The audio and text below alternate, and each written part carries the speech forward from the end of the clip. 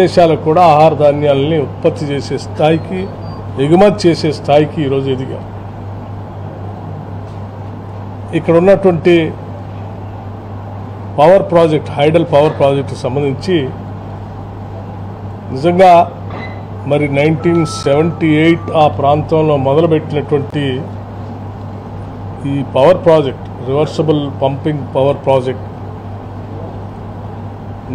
చాలా గొప్ప టెక్నాలజీతో ఇది రాష్ట్రానికి పవర్ను అందించేటువంటి కార్యక్రమం అభినందించదగినటువంటి విషయం. ఈరోజు చాలామంది కొత్తగా పంప్ స్టోరేజ్ పవర్ ప్రాజెక్ట్స్ అని నూతనంగా వచ్చిన టెక్నాలజీ అని చాలా ప్రచారం చేస్తూ ఉన్నాం. అటువంటిది 70sలోనే ఆనాటి కాంగ్రెస్ ప్రభుత్వాలు ఇటువంటి ప్రాజెక్ట్ పైన రివర్స్ పంపింగ్తో ఎనర్జీని, విద్యుత్తును ఉత్పత్తి చేసేటువంటి కార్యక్రమాన్ని హిటాచీ లాంటి కంపెనీలకు సంబంధించి యంత్రాలను ఇక్కడ తెప్పించి, ఆ రోజుల్లోని జపాన్ లాంటి దేశాల నుంచి తెప్పించి పెట్టి ఇక్కడ పనిచేపిస్తున్నటువంటి చేపించిన విధానం నిజంగా మనం అందరం గర్వించదగినటువంటి విషయం. ఇక్కడ ఉన్నటువంటి 8 యూనిట్స్లో ఒక యూనిట్ జనరల్ జనరేటర్ అయితే మిగతా 7 యూనిట్లు కూడా generator plus pumping, reverse pumping, power generate చేయటం, రివర్స్ పంపింగ్ ద్వారా జనరేట్ చేయటం కూడా ఈ 7 యూనిట్స్లో పొందుపరిచి ఈ దేశానికి అందించినటువంటి ఒక గొప్ప వరం అది. దాదాపు 21 లక్షల పైబడి ఆయకట్టుకు నీళ్లు అందిస్తూ 815 మెగావాట్ల పవర్ ఉత్పత్తిని, హైడల్ పవర్ ప్రాజెక్ట్ ఉత్పత్తి చేస్తూ ఆ రోజుల్లో కట్టినటువంటి ఈ ప్రాజెక్ట్ ఇప్పటికి కూడా అటు పంటలు పండిస్తూ ఇటు వెలుగులు చూపుతూ నిజంగా చాలా గొప్ప విషయం. ఇలా రాష్ట్రంలో ఉన్నటువంటి హైడల్ పవర్ ప్రాజెక్టులన్నింటినీ కూడా ప్రత్యేకంగా వెళ్ళి వాటన్నిటినీ పర్యవేక్షించి రివ్యూ చేసి వాటన్నిటినీ ఫంక్షనాలిటీ అద్భుతంగా ఉండేటట్టు చేసే కార్యక్రమాన్ని తీసుకునే చర్యలో భాగంగానే ఈరోజు Nagarjuna Sagar hydel power project visit చేయడానికి ఇక్కడ రావటం జరిగింది. ఇక్కడ వచ్చినటువంటి సందర్భంలో వాటి విజిట్ చేయటమే కాకుండా రివ్యూ చేస్తూ వాళ్ళందరూ కూడా ఒక సందేశం ఇచ్చాం. ప్రపంచంలో ఎనర్జీలో వస్తున్నటువంటి అనేక రకాలైనటువంటి మార్పులకి అనుగుణంగా రాష్ట్ర విద్యుత్ శాఖ సంబంధించిన యంత్రాంగం కూడా ఆధునీకరించుకుంటూ ముందుకు పోవాల్సినటువంటి అవసరం ఉంది. దానికి అనుగుణంగానే ఈ శాఖ ముందుకు పోతా ఉంది. విద్యుత్ డిమాండ్ రోజు రోజుకి పెరుగుతూ ఉంది. ఉదాహరణకి 2023-24 మార్చి నెలలో కేవలం 15,000 మెగావాట్లు పీక్ డిమాండ్ ఉంటే 2024-25 మార్చి కల్లా వచ్చేవారికల్లా అది 17,162 మెగావాట్లు పీక్ డిమాండ్కి వినియోగంలోకి వచ్చేసింది. అంటే దాదాపు సంవత్సర కాలంలోనే 2,000 మెగావాట్ అధికంగా డిమాండ్ విద్యుత్ అవసరాలు ఈ రాష్ట్రంలో ఏర్పడ్డాయి. ఆ రకంగా ఇంత పెద్ద ఎత్తున డిమాండ్ ఏర్పడినప్పటికి కూడా ఎటువంటి ఆటంకాలు లేకుండా నిరభ్యంతరంగా నిరంతరంగా పవర్ సరఫరా చేయటమే కాకుండా ఇంటరప్షన్స్ కూడా లేకుండా పవర్ ప్రొడక్షన్ చేసుకోవటం ఒక విధానం, తెచ్చినటువంటి జనరేట్ అయినటువంటి పవర్ని ట్రాన్స్మిట్ చేస్తూ ఎక్కడ ఇంటరప్షన్స్ లేకుండా చేయటం అనేది ఇంకొక సవాల్. ఈ రెండింటిని కూడా అధిగమిస్తూ నిరంతరం విద్యుత్ సరఫరాన్ని అందించినటువంటి విద్యుత్ సిబ్బందిని ముందుగా నేను హృదయపూర్వకంగా అభినందిస్తూ ఉన్నాను. ఒక ఛాలెంజ్గా తీసుకొని పనిచేస్తున్నటువంటి సిబ్బంది ప్రభుత్వ లక్ష్యాలని అర్థం చేసుకొని ఎక్కడ ఆ నిర్ణయించిన లక్ష్యాలకి ఇబ్బంది కలగకుండా పనిచేస్తున్నటువంటి సిబ్బందిని అభినందిస్తూనే ఇంకా భవిష్యత్ తరాలు కూడా ఉదాహరణకి పెరుగుతున్న డిమాండ్ సెంట్రల్ ఎలక్ట్రిసిటీ అథారిటీ వాళ్ళు మనకు ఒక రాబోయే సంవత్సరాల్లో ఎంత డిమాండ్ వస్తుందనేది కూడా వాళ్ళు ఒక అంచనాలు వేసి మనకు పంపించారు. వాళ్ళు అంచనాలు వేసిన దానికంటే కూడా ఉదాహరణకి 2030 కల్లా 25,000 మెగావాట్ల పవర్ అవసరం ఉంటుందని అంచనా వేస్తాం. అయితే ఈ రాష్ట్రంలో వాళ్ళు వేసిన అంచనాల కంటే కూడా ఎక్కువగా డిమాండ్ పెరుగుతూ ఉంది. 9.96% రేట్లో ఈ డిమాండ్ వృద్ధి పెరుగుతూ ఉంది. దానికి కారణం ఈ రాష్ట్రంలో రాష్ట్ర ముఖ్యమంత్రి రేవంత్ రెడ్డి గారి నాయకత్వంలో ఈ కాంగ్రెస్ ప్రభుత్వం ప్రజాప్రభుత్వం తీసుకొస్తున్నటువంటి అనేక అభివృద్ధి కార్యక్రమాలు, కొత్త పరిశ్రమలు, హైదరాబాదు రాష్ట్రంలో హైదరాబాద్ చుట్టూ ఉన్నటువంటి ఔటర్ రింగ్ రోడ్డు కాకుండా రాష్ట్రంలో ఉన్నటువంటి వివిధ జిల్లాలను కలుపుతూ మనం ప్రణాళిక తయారు చేసుకున్నటువంటి regional ring road, Musi reservation కావచ్చు, లేకపోతే స్కిల్ యూనివర్సిటీ కావచ్చు, ఫ్యూచర్ సిటీ కావచ్చు, లేకపోతే మనం ఇచ్చినటువంటి అనేక రకాలైనటువంటి సంక్షేమ అభివృద్ధి కార్యక్రమాలతో ప్రజల జీవన స్థితిగతులు పెరిగి కరెంటు వాడకం పెరిగి ఈరోజు డిమాండ్ కూడా విపరీతంగా పెరుగుతూ ఉంది. ఈ పెరిగే క్రమంలో సెంట్రల్ ఎలక్ట్రిసిటీ అథారిటీ వాళ్ళు ఇచ్చిన దానికంటే ఎక్కువగా పెరుగుతున్న క్రమం మన రాష్ట్ర అంచనాలు 2024-25 17,162 పీక్ డిమాండ్ ఉంటే 2025-26 కల్లా 18,825, అట్లాగే 2029-30 కల్లా 26,299 మెగావాట్ 26,000 మెగావాట్లు పవర్ డిమాండ్ పెరిగేటువంటి పరిస్థితులు ఈ రాష్ట్రంలో వస్తూ ఉన్నాయి. ఆ రకంగా మనం 2034-35 కల్లా తీసుకుంటే 33,773 మెగావాట్లకి పవర్ డిమాండ్ పెరిగేటువంటి అవకాశాలు ఈ రాష్ట్రంలో ఉన్నాయి.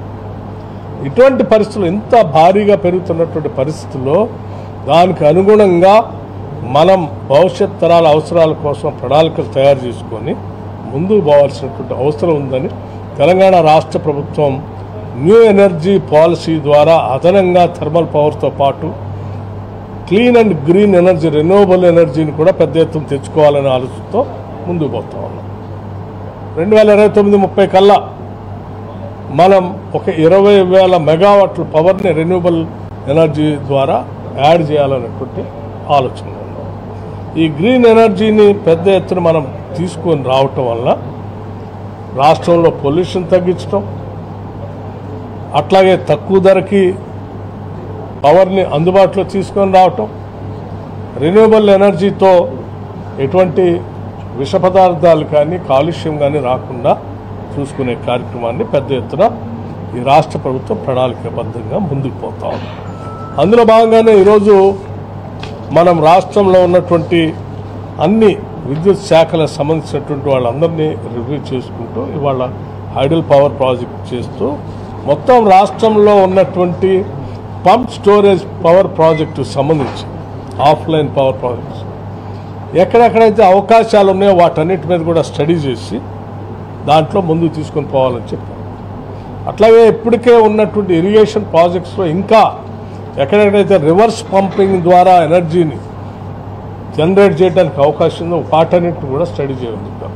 ఉదాహరణకు జోరాల దగ్గర నుంచి పులిచింతల వరకు కృష్ణానది, అట్లాగే గోదావరి నది పైన ఎస్ఆర్ఎస్పి నుంచి కింద ఉన్నటువంటి భద్రాచలం దాకా ఉన్నటువంటి ఇందిరా సాగర్, అంటే ఇప్పుడు పేరు మార్చారనుకోండి సీతమ్మ సాగర్ వరకు ఉన్నటువంటి అవకాశాలన్నింటినీ కూడా పరిగణలో తీసుకొని దాని మీద స్టడీ చేసి త్వరితగతిన రిపోర్ట్స్ తయారు చేసుకొని ముందుకు పోవాలని చెప్పారు. అలా చెప్తూనే విద్యుత్ శాఖలో ఉన్నటువంటి అధికారులందరూ కూడా ప్రపంచంలో వస్తున్నటువంటి మార్పులకి అనుగుణంగా పై స్థాయి అంటే సిఎండి నుంచి కింది స్థాయి ఏఈ వరకు కూడా అందరికీ ఈ వస్తున్న మార్పులు టెక్నాలజీకి అప్డేట్ కావడానికి హైదరాబాద్లోనో ఇంకొక ప్లేస్లోనో ఎక్కడో ఒక దగ్గర కనీసం 3 రోజులు ట్రైనింగ్ ప్రోగ్రామ్ వాళ్ళందరికీ అందుబాటు, exposure to the new technology ఉండేటట్టుగా ఒక వ్యవస్థను తయారు చేయాలని చెప్పారు. సో ఇవి విద్యుత్ శాఖకు సంబంధించినటువంటి విషయాలు. ఇటువంటి విషయాలు ఉదాహరణకి మనకి కొత్తగా వస్తున్నటువంటి ఇంకో విధానం కూడా ఉంది. అంటే బ్యాటరీ ఎనర్జీ స్టోరేజ్ సిస్టమ్స్ అంటే ఉదయం పూట సోలార్ ప్రొడ్యూస్ అయితే సన్సెట్ అయిన తర్వాత సోలార్ నుంచి పవర్ ప్రొడక్షన్ రాదు, కానీ అది స్టోరేజ్ చేసుకోవడానికి కూడా అవకాశం లేదు. ఇప్పుడు ఆ స్టోరేజ్ చేసుకోవడానికి అవకాశం వచ్చే కొత్త మార్గాలను కూడా ప్రపంచవ్యాప్తంగా ఉన్నటువంటి వ్యవస్థల్ని అందిపుచ్చుకొని మన దేశంలో, మన రాష్ట్రంలో, ముఖ్యంగా తెలంగాణకి కూడా ఈ బ్యాటరీ ఎనర్జీ స్టోరేజ్ సిస్టమ్స్ సంబంధించి కూడా వ్యవస్థను ఏర్పాటు చేసుకోవాలని, ఉదయం పూట జనరేట్ అయినటువంటి సోలార్ పవర్ని బ్యాటరీలో స్టోరేజ్ చేసుకొని పీక్ అవర్స్లో రాత్రిపూట దాన్ని వాడుకోవటం కోసం తీసుకోవాల్సిన చర్యల గురించి కూడా ఒక యాక్షన్ ప్లాన్ తీసుకొని ముందుకు పోతున్నాం. ఇప్పటికే కొంత ఒక 500 మెగావాట్స్ వరకు మేము ఈ బ్యాటరీ స్టోరేజ్ సంబంధించి టెండర్స్ పిలవటం జరిగింది. ఇంకా కొన్ని పిలవబోతా ఉన్నాం. ఈ రకంగా భవిష్యత్ తరాలకి ఎటువంటి ఇబ్బంది లేకుండా విద్యుత్తుని అందించే కార్యక్రమంలో తెలంగాణ ప్రభుత్వం, ఈ రాష్ట్ర ప్రభుత్వం, ఇందిరమ్మ రాజ్యం ముందుకు పోతా ఉంది. తద్వారా పెద్ద ఎత్తున రాష్ట్రానికి పరిశ్రమల్ని ఆకర్షించడం, పరిశ్రమల ద్వారా వచ్చే పెట్టుబడి, తర్వాత వాటి ద్వారా వచ్చే ఉత్పత్తితో ఈ రాష్ట్ర జీడిపిని పెంచడం, పెరిగినటువంటి జీడిపి ద్వారా వస్తున్నటువంటి జిఎస్టీతో వచ్చే ఆదాయంతో రాష్ట్ర అభివృద్ధి కోసం ఒక పక్కన ప్రణాళికలు వేయటం, అది ఇన్ఫ్రాస్ట్రక్చర్ కావచ్చు, లేకపోతే ఇరిగేషన్ ప్రాజెక్ట్స్ కావచ్చు, ఇండస్ట్రీ కావచ్చు, ఇటువంటివి చేస్తూనే ప్రజా సంక్షేమం కోసం వెల్ఫేర్ స్కీమ్స్ కూడా పెద్ద ఎత్తున ముందుకు తీసుకుపోయే కార్యక్రమాన్ని నాంది పలుకుతాం. అందులో భాగంగానే ఈరోజు రాష్ట్రంలో 93 లక్షల మందికి సన్నబియ్యం ఇవ్వగలుగుతాం. 51 లక్షల మందికి, 51 లక్షల కుటుంబాలకి సన్నబియ్యం, 93 లక్షల కుటుంబాలకి, 51 లక్షల కుటుంబాలకి 200 యూనిట్ లోపల ఫ్రీ పవర్ ఇవ్వగలుగుతాం. రాష్ట్రంలో ఉన్న మహిళలందరికీ ఉచితంగా బస్సులో ఉచితంగా ప్రయాణం చేయడానికి కావాల్సిన వ్యవస్థను ఏర్పాటు చేశాం. అట్లాగే ప్రతి సంవత్సరం కనీసం 20,000 కోట్లకు తగ్గకుండా వడ్డీ లేని రుణాలు ఇచ్చేటువంటి కార్యక్రమాన్ని సెల్ఫ్ హెల్ప్ గ్రూప్స్కి ఏర్పాటు చేసుకున్నాం. 5 ఏళ్లలో 1 లక్ష కోట్లు ఇవ్వాలనే లక్ష్యంతో ముందుకు పోతాం. మహిళల్లో వారికి కావాల్సిన ఆర్థిక వ్యవస్థను ఏర్పాటు చేస్తూ ఇందిరమ్మ ఇళ్లని 4.5 లక్షలు ఒకటేసారి శాంక్షన్ చేసుకొని ఒక్కొక్క ఇంటికి 5 లక్షల రూపాయల లెక్క శాంక్షన్ చేసి ముందుకు పోతాం. విద్యార్థుల చదువు కోసం young India integrated residential schools అని ఒకటేసారి రాష్ట్రంలో 104 స్కూల్స్ శాంక్షన్ చేసుకుని పోతా ఉన్నాం. ఒక్కో స్కూల్ కనీస క్యాంపస్ 25 ఎకరాల తగ్గకుండా ఒక 200 కోట్ల రూపాయల ఖర్చుతో అన్ని వర్గాలకు సంబంధించిన పిల్లలు అందులో చదువుకునేటట్టుగా ఒక వ్యవస్థను ఏర్పాటు చేస్తా ఉన్నాం. ఇటువంటి అనేక రకాలైనటువంటి ఒక సంక్షేమ కార్యక్రమాలు తీసుకొని పోతూ రైతాంగ సోదరులందరికీ ఒకసారి రైతు భరోసా పేమెంట్ 9,000 కోట్లు ఇచ్చాం. 9 రోజుల్లో 9,000 కోట్లు ఇచ్చాం. అంతకుముందు 21,000 కోట్లు రుణమాఫీ కింద ఇచ్చాం.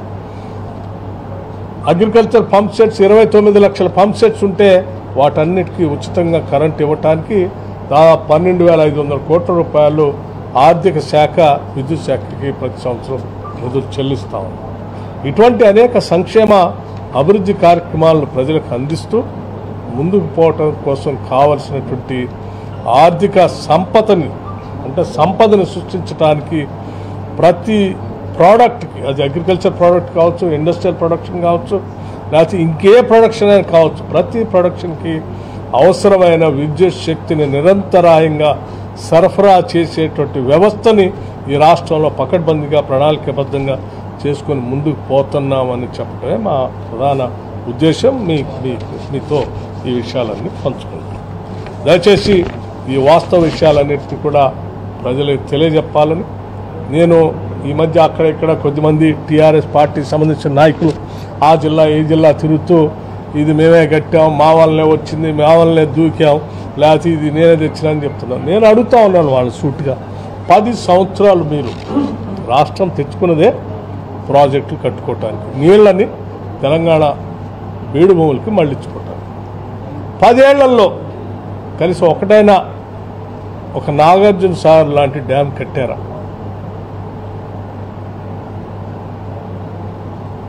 పోనీ ఒక శ్రీశైలం లాంటిదేమైనా కట్టారా? పోనీ ఆ పైన ఉన్న ఒక జోరాల లాంటిదేమైనా కట్టారా? ఇవన్నీ బహుళార్థ సాధక ప్రాజెక్టులే కదా. నేను మధ్యలో ఉన్నటువంటి లిఫ్ట్ ఇరిగేషన్స్ గురించి మాట్లాడలే. కలవకుర్తి లిఫ్ట్ ఇరిగేషన్ కావచ్చు, నెట్టెంపాడు కావచ్చు, భీమా కావచ్చు, కోయల్ సాగర్ కావచ్చు, అవి కాకుండానే ప్రధానంగా జోరాల లాంటి ప్రాజెక్టు కానీ, ఒక శ్రీశైలం లాంటి మల్టీపర్పస్ డ్యామ్ కానీ, ఒక నాగార్జున సాగర్ లాంటి ఒక మల్టీపర్పస్ డ్యామ్ కానీ కట్టారా?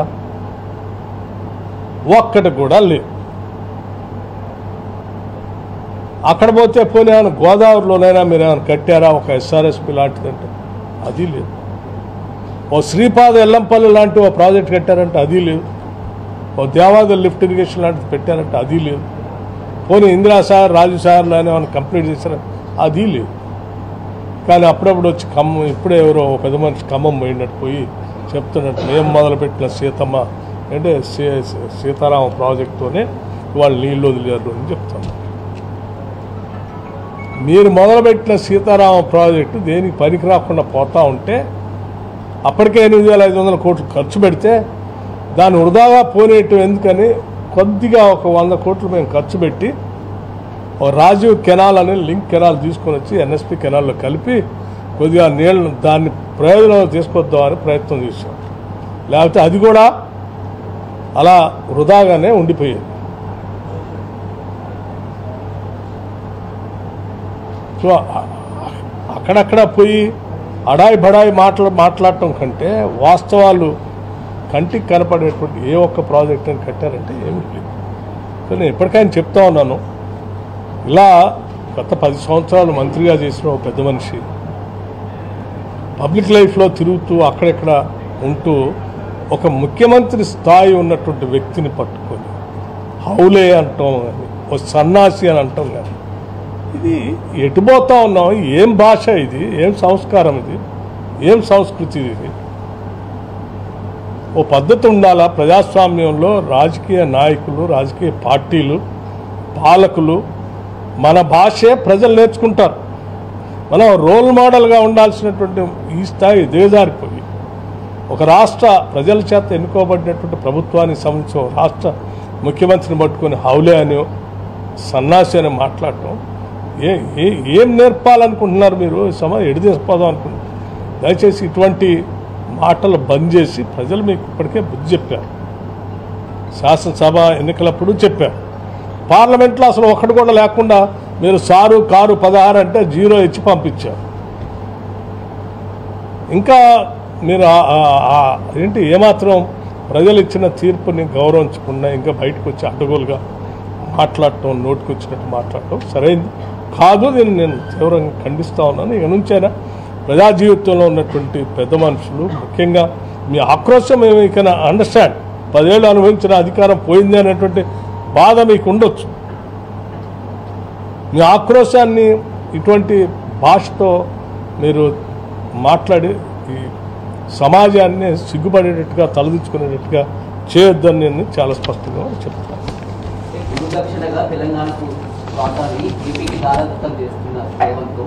పక్కన ఉన్నటువంటి బట్టి గారు కానీ, ఉత్తమ్ గారు కానీ ఏం చేస్తున్నారని కేటీఆర్, హరీష్ రావు ముఖ్యమంత్రి గారు కానీ, లేకపోతే నేను కానీ, లేకపోతే ఉత్తమ్ కుమార్ రెడ్డి గారు కానీ మీరు చేసిన తప్పులన్నీ సరిచేస్తూ 10 ఏళ్ళు రాష్ట్ర పాలనలో ఉండి అటు గోదావరి నది పైన కానీ, ఇటు కృష్ణానది పైన కానీ వచ్చిందే నీళ్ల కోసం. 10 ఏళ్ళు అసలు మీరు ఈ నదిలో ఉన్న ఓటాను తేల్చకుండా, తెలంగాణకు రావాల్సిన ఓటా పైన నిర్దిష్టమైనటువంటి ఒక నిర్ణయం జరగకుండా మీరు 10 ఏళ్ళు ఏం నిద్రపోయారా? ఏం చేశారు 10 ఏళ్ళు? మీరు నిద్రపోయి గాలికి వదిలేస్తే వాళ్ళు మేము సరిచేసి వాటన్నిటిని, ఆ ఓటాలన్నీ సక్రమంగా ఈ రాష్ట్రానికి రావాలని చెప్పి వాళ్ళిద్దరు ఢిల్లీ పోయి అంటే జలశక్తి మంత్రి దగ్గరన కేంద్ర ప్రభుత్వం కొట్లాడి ఈ 2 ట్రిబ్యునల్స్ దగ్గర ఉన్నటువంటి ఇష్యూ మాకు రావాల్సిన వాటా ప్రకారం రావాల్సిందే అని గట్టిగా వాదనలు వినిపించి వాళ్ళు వస్తే ఏడ కూర్చొని మీరు ఆయనకెవరో దారాదత్తం చేస్తున్నారు, ఈయనకెవరో దారాదత్తం, ఎవరు దారాదత్తం చేస్తున్నారు? ఉదాహరణకి కృష్ణా జలాలే ఉన్నాయి. కృష్ణా జలాలు కృష్ణా నది పైన మీకు శ్రీశైలంకి జూరాలకి మధ్యలో రాయలసీమ లిఫ్ట్ ఇరిగేషన్ పెట్టి ముందుకు పోతున్నటువంటి చేసినటువంటి తరుణం మీ పరిపాలన హయాంలో జరిగిందా లేకపోతే మేము వచ్చిన తర్వాత జరిగిందా? మీ పరిపాలన సమయంలోనే కదా జరిగింది. అది అలా జరిగినప్పుడు కాంగ్రెస్ పార్టీ పెద్ద ఎత్తున ప్రతిపక్ష పార్టీగా బయటకు వచ్చి ఇది అన్యాయం జరుగుతూ ఉంది, నువ్వు నిద్రబాబాకు లే, ఢిల్లీ పో, పోరాటం చేయాలంటే ఆ మీటింగ్ మొమెంటే ఆ మీటింగ్ కూడా పోకుండా వాళ్ళు ప్రారంభోత్సవాలు చేసి పని మొదలుపెట్టి టెండర్లు అయిపోయి ఆ పని మొదలుపెట్టేంతవరకు అసలు మీటింగ్కే పోకుండా వాళ్ళకి వెసులుబాటు కల్పించి అన్ని దుర్మార్గమైన పనులు చేసింది మీరే కదా. మళ్ళీ అటేటో పోయి బేషలు లేవు, బేషజాలు లేవు, ఏమీ లేదు, మీ నీళ్ళు ఎంత కావాలంటే అంత తీసుకోండి అని చెప్పింది మీరే. అసలు మీరు ప్రాజెక్టులు కట్టి పూర్తి చేసే ఈ పరిస్థితి ఉత్పన్నం కాదు కదా. జరిగిన పొరపాట్లన్నీ మీరే చేశారు, తప్పిదాలన్నీ మీయే. వాటిని కప్పిపుచ్చుకోవటం కోసం ఇంకా మళ్ళీ తప్పుడు ఆరోపణలు చేస్తూ దొంగే దొంగ దొంగ దొంగ నడిచినట్టుగా ఉంది. ఎప్పటికైనా తెలంగాణ రాష్ట్ర ప్రజల యొక్క ప్రయోజనాలను కాపాడగలిగేది కాంగ్రెస్ విధానమే, కాంగ్రెస్ భావజాలం. అందుకే సోనియా గాంధీ గారు ఆ రోజు పెద్ద ఎత్తున పార్లమెంట్లో బిల్లు పాస్ చేయడానికి కావాల్సినంత మెజారిటీ లేకపోయినా పార్లమెంట్లో ఉన్నటువంటి మిగతా రాజకీయ పక్షాలన్నింటినీ కూడా ఒప్పించి తెలంగాణ ప్రజల ప్రయోజనాలు వాళ్ళు దశాబ్దాలుగా కోరుకున్నారు, వాళ్ళకి ఇవ్వాల్సిందే అని చెప్పి ఒప్పించి పార్లమెంట్లో బిల్లు పాస్ చేసి తెలంగాణ రాష్ట్రాన్ని ఇచ్చారు. ఎప్పటికైనా ఈ ప్రాంత ప్రజల ప్రయోజనాలు కాపాడగలిగేది కూడా కాంగ్రెస్ పార్టీ, కాంగ్రెస్ ప్రభుత్వాలు. ఇది గమనంలో తీసుకోవాలి. Thank you.